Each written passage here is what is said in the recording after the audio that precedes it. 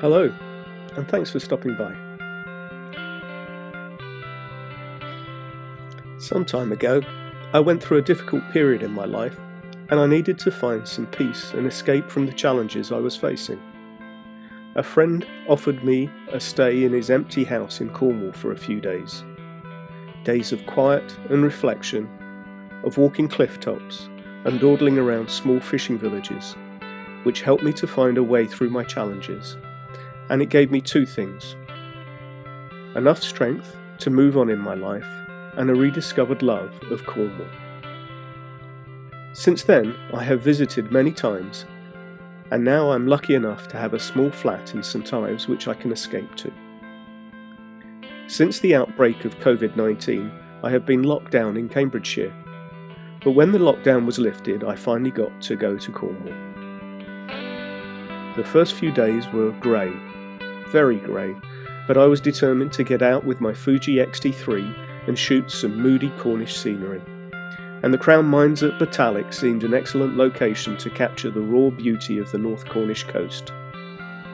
I made a video of my visit, but here are some of the shots I took. I wanted to capture the roar of the ocean, but found the long exposures worked for the moodiness of the scene, and applying an autumn effect on some of the images really gave them an ethereal, painterly quality that seemed to evoke olden times. Later that day, I visited Marazion. It was still grey, and I struggled to find an original composition of the famous causeway over to St Michael's Mount, and rather than going with a long exposure, I used a polarizer to see more of the causeway beneath the incoming tide through the water. The next day, and faced with yet more mist and fog, I dispensed with tripod and wide-angled lens and took my Fuji X-T20 and a single 27mm lens on a hike from St Ives along the southwest coast path to Zennor. Most of the time I couldn't even see the sea. This 7-mile stretch is one of the hardest on the whole of the coast path, and with no one about, I took my time looking for compositions that would tell a story. I saw a red kite sitting on a trig point. The heather and gorse were out, and that gave the muted tones some much needed colour.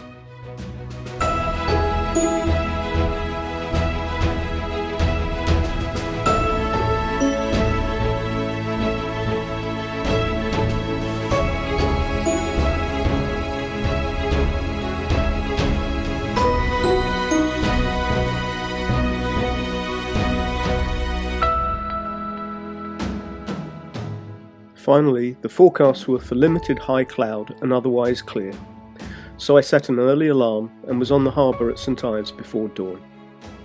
The tide was low, and so the fishing boats and yachts were sitting in the sand and so were not going to move during the long exposures. This is often a challenge when shooting long exposures at the coast or by a river. The tide was coming in, and there was lots of water across the sand, which meant I could get some great reflections when the breaking sun lit up the sky with purples and golds. One of the places that I've always wanted to visit was Nanjizal, and so I parked up on a hot, clear, still day at Land's End to walk the 2 or 3 miles along the coast to this somewhat inaccessible beach. Around the Innisdodnan Arch, hardly a wave was breaking, and the sea looked like a mill pond. I made a first attempt at shooting the song of the sea, chest deep in the oncoming tide, and then dried off on the coast path back to the car. Whilst I didn't quite get the shot I came for, I will look forward to visiting this wonderful place again in the future.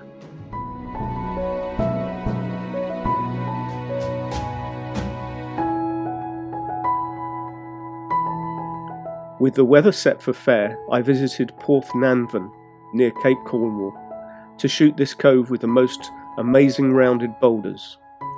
Along with the roar of the sea, there are loud rumbles as the sea heaves these heavy stones around the strand.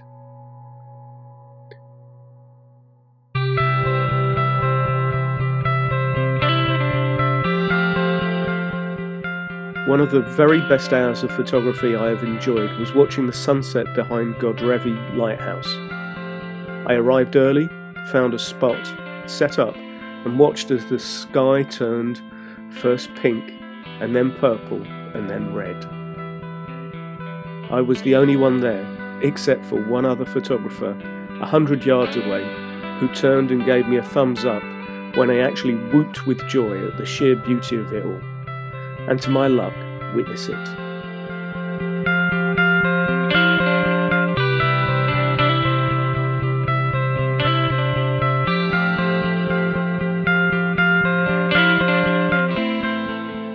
I love hiking, and I spent 3 days walking along the Lizard. I started in Mullion Cove on a wet morning.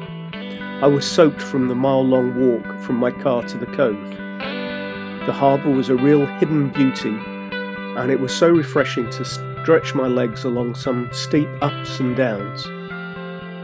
I hardly saw anyone on the path, which was a good thing as the path can be only a foot wide, and so passing the occasional oncoming hiker made social distancing difficult.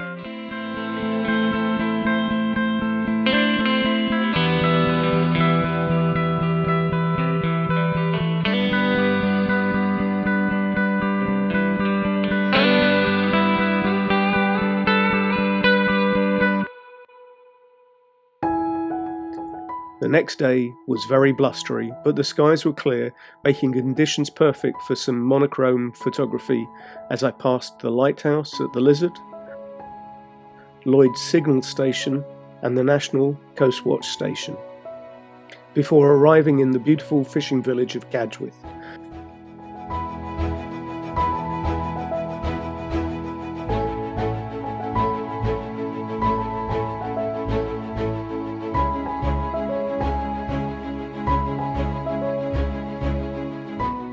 The next morning was grey once again, and I had a great time walking along to Coverack.